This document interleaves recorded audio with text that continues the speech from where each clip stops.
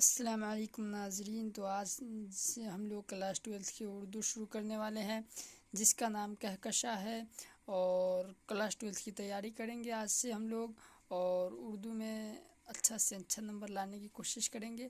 تو چلیے شروع کرتے ہیں اردو کی پہلے چیپٹر سے جس کا نام خاکہ ہے، اور اس خاکہ کے مصنف ہے مرزا فرحت اللہ خاں بیگ، اور اس خاکہ کا نام ہے نذیر احمد کی کہانی، کچھ میری اور کچھ ان کی زبانی۔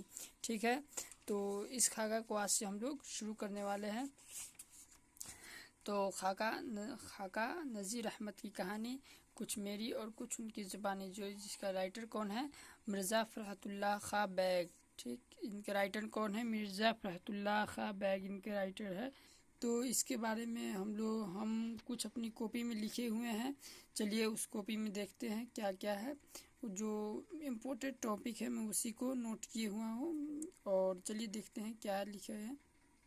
ہیلو دوستو، تو دیکھیے کہ خاکہ کے بارے میں لکھے ہوئے ہیں کہ خاکہ آخر کہتے کس کو ہے؟ تو خاکہ کسی شخصیت کے تحریر کشی کو ہی خاکہ کہلاتی ہے، اور کسی شخصیت کے بارے میں لکھ دینا ہی خاکہ کہلاتا ہے۔ ٹھیک، تو سب سے پہلا خاکہ کون ہے؟ سب سے پہلا خاکہ ہے نذیر احمد کی کہانی، کچھ میری اور کچھ ان کی زبانی، جس کے رائٹر کون ہے؟ جو مرزا فرحت اللہ خاں بیگ نے اپنے استاد ڈپٹی نذیر احمد پر لکھا تھا۔ یہ کون لکھے تھے؟ مرزا فرحت اللہ بیگ نے، کس پر؟ اپنے استاد ڈپٹی نذیر احمد پر لکھے تھے۔ ٹھیک، تو مرزا فرحت اللہ خاں بیگ نے جو لکھا تھا، تو چلیے مرزا فرحت اللہ خاں بیگ کے بارے میں کچھ پڑھتے ہیں ان کی زندگی کے بارے میں۔ تو ان کی زندگی کے بارے میں کچھ یہ ہے کہ ان کے جد امجد، مطلب ان کے دادا پردادا، بدخشاں جو افغانستان میں ایک شہر کا نام ہے، وہاں سے چل کر ہندوستان آ کر بس گئے تھے۔ ٹھیک، کہاں سے آئے تھے؟ بدخشاں سے، اور کون سے دیش سے ہے؟ افغانستان میں ایک جگہ کا نام ہے بدخشاں سے وہ چل کر آئے تھے۔ دیکھیے افغانستان میں تی کا نقطہ چھوٹ گیا، تو بدخشاں سے چل کر آئے تھے اور ہندوستان آ کر بس گئے۔ اس وقت ہندوستان میں شاہ عالم ثانی کا شاسن تھا ہندوستان میں، اور آ کر وہ ملازمت میں سب قدوس ہو گئے، مطلب وہ ملازم بن گئے۔ ٹھیک، ان کے دادا کا نام مرزا عبداللہ بیگ تھا۔ ان کی پیدائش فرحت کے مطابق، مطلب وہ خود کہتے ہیں کہ میری پیدائش 1800 کون کہتے؟ مرزا فرحت اللہ بیگ خود کہتے ہیں کہ میری پیدائش 1885 عیسوی کو محلہ والان دہلی میں ہوئی تھی، لیکن تذکرہ نویس جو ان کے بارے میں لکھتے ہیں، جو ان کا تذکرہ کرتے ہیں، وہ کہتے ہیں کہ ان کی پیدائش ان کے مطابق ان کی پیدائش کب ہوئی تھی؟ 1883 عیسوی کو، لیکن 1885 عیسوی کو ہی صحیح مانا جاتا ہے، کیونکہ وہ خود کہہ رہے ہیں کہ میری پیدائش 1885 عیسوی کو والان شہر دہلی میں ہوئی تھی۔ ان کے والد کا نام مرزا حشمت اللہ بیگ تھا، اور والدہ کا نام مشرف جہاں بیگم۔ ان کی پھوپھی کا نام حسن جہاں بیگم تھا۔ گورنمنٹ ہائی اسکول سے کشمیری دروازہ سے میٹرک پاس کیا۔ ٹھیک، اور 1903 عیسوی ہندو کالج سے انٹرمیڈیٹ پاس کیا۔ سینٹ ہے، دیکھیے یہ کچھ نہیں ہے، سینٹ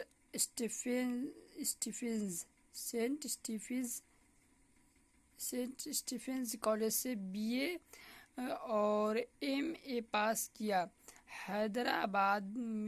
حیدرآباد کے ایک اسکول میں انگریزی معلم بنے۔ حیدرآباد میں وہ ایک انگریزی معلم بنے، اور 1908 عیسوی کو ہائی کورٹ میں مترجم بنے۔ 1908 عیسوی کو ہائی کورٹ میں کیا بنے؟ مترجم بنے، اور 1939 عیسوی میں ہائی کورٹ کے انسپیکٹنگ افسر بنے۔ 1939 کو انسپیکٹنگ افسر بنے ہائی کورٹ کے، اور 1908 میں ان کی شادی साजिद बेगम की लड़की नसीमा सुल्ताना से हुई। और उनके इंतकाल के बाद, जो पहली बीवी थी, उनके इंतकाल के बाद उन्हीं की बहन हमीदा सुल्ताना से उनकी शादी हुई। और मिर्ज़ा फ़रहतुल्लाह बेग का इंतकाल 27 अप्रैल 1947 ईस्वी को हो गया था। ठीक, उनका इंतकाल कब हुआ? 27 अप्रैल 1947। आप इस तरह याद रख सकते हैं जैसे कि अपना देश 1947 में आज़ाद हुआ था, और उसी तरह उनका इंतकाल 1947 में हुआ, बस डेट अलग है। वो 15 अगस्त को आज़ाद हुआ था, ये 27 अप्रैल को उनका इंतकाल हुआ। उनकी यादगार तहरीरें 2 है जो उन्होंने ख़ुद लिखी है। यादगार तहरीर मतलब जो यादगार चीज़ लिखा जाता है उसी को कहते हैं यादगार तहरीर। ठीक, उन्होंने लिखा था। पहला यादगार तहरीर का नाम है दिल्ली का एक यादगार मुशायरा, और दूसरा फूल वालों का शेर। ठीक, और उनके मज़ामीन दर्ज झेल है। मजमून का जमा होता है मज़ामीन, तो उनके मजमून यहाँ पर लिखा हुआ है मज़ामीन फ़रहत, उनके दिगर किताबों में है। ठीक, उनके मज़ामीन फ़रहत उनके मजमून है, और उनके दिगर किताबें हैं जैसे कि इंशा, दीवान यकीन, दीवान नज़र, मेरी दास्तान, मेरी शायरी है। ठीक, 1927 में बेग का उर्दू नाम का एक रिसाला शाये हुआ था। कब हुआ था? 1927 ईस्वी में बेग का उर्दू नाम का जो रिसाला था कब शाये हुआ था? 1927 ईस्वी को। ठीक है, तो हम लोग मिर्ज़ा फ़रहतुल्लाह बेग के बारे में जान चुके हैं, जितना जानना चाहिए था, जो इम्पोर्टेंट थे उसके बारे में जान चुके हैं। तो आइए आज अब हम लोग सवाल लगाते हैं कि ऑब्जेक्टिव सवाल है, कुछ दो ज़्यादा नहीं है, ऑब्जेक्टिव सवाल 2-4 है। तो आइए देखते हैं क्या है। हाँ, तो देखिए क्या है सवाल। पहला सवाल है, उर्दू का पहला बाज़ाब्ता खाका कौन है? पहला खाका कौन है? देखिए, हम आपको पहले ही बताए थे कि पहला खाका डॉक्टर नज़ीर अहमद की कहानी कुछ मेरी और कुछ उनकी ज़ुबानी है, जो मिर्ज़ा फ़रहतुल्लाह बेग ने अपने उस्ताद के ऊपर लिखा था, डिप्टी नज़ीर के ऊपर लिखा था। वो यही है, डॉक्टर नज़ीर अहमद की कहानी कुछ मेरी कुछ उनकी ज़ुबानी। ठीक, और दूसरा खाका है, दूसरा सवाल है कि उर्दू का पहला खाका निगार कौन है? पहला खाका निगार अभी बताए हैं कि मिर्ज़ा फ़रहतुल्लाह बेग उर्दू का पहला खाका निगार है। ठीक, नज़ीर अहमद फ़रहतुल्लाह बेग के कौन थे? नज़ीर अहमद फ़रहतुल्लाह बेग के कौन थे जिन पर उन्होंने खाका लिखा था? वो कौन थे? वो उनके उस्ताद थे। वो उन्होंने अपने उस्ताद के ऊपर खाका लिखा था, नज़ीर अहमद की कहानी कुछ मेरी कुछ उनकी ज़ुबानी। ठीक, तो उर्दू पहला खाका निगार मिर्ज़ा फ़रहतुल्लाह बेग, और पहला खाका नज़ीर अहमद की कहानी कुछ मेरी कुछ उनकी ज़ुबानी, जो उन्होंने अपने उस्ताद के ऊपर लिखा था। ठीक, नज़ीर अहमद फ़रहतुल्लाह बेग के कौन थे? नज़ीर अहमद फ़रहतुल्लाह बेग के कौन थे? शागिर्द, वालिद, उस्ताद या चचा? उस्ताद थे। उन्होंने अपने उस्ताद के ऊपर यही खाका लिखा था। और फ़रहतुल्लाह बेग के साथ मदरसे में कौन पढ़ता था? देखिए, ये खाका का सवाल है। ये भी हम खाका नहीं पढ़ाए हैं, जब पढ़ाएंगे तो ये भी कवर हो जाएगा, लेकिन ऐसे चलिए हम बता दे रहे हैं कि मिर्ज़ा फ़रहतुल्लाह बेग के साथ जो मदरसे में पढ़ते थे वो मियाँ दानी थे, जो उन्हीं के साथ ये अपने उस्ताद के पास पढ़ने जाते थे, नज़ीर अहमद के पास। ठीक, मियाँ दानी उनके साथ थे। तो नज़ीर अहमद का ताल्लुक़ किस सनफ़ से है?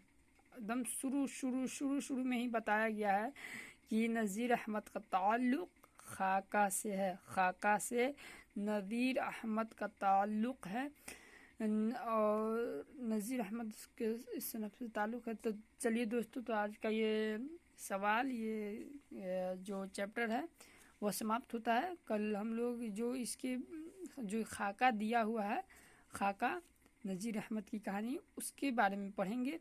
तो आज के लिए इतना ही। ठीक है, ओके ठीक है। तो आप लोग इस पर प्रैक्टिस करते रहिएगा, सवाल याद करते रहिएगा, ताकि ये आपके जहन में रहे। और जब कल हम फिर पढ़ाने आए तो कुछ सवाल कराएंगे, इसमें से भी फिर से इसी सवाल को दोहराएंगे, और जो नज़ीर अहमद की कहानी जो खाका है उस पर से भी सवाल कराएंगे। ठीक है, تو آج کے لیے اتنا ہی۔ السلام علیکم ورحمۃ اللہ وبرکاتہ۔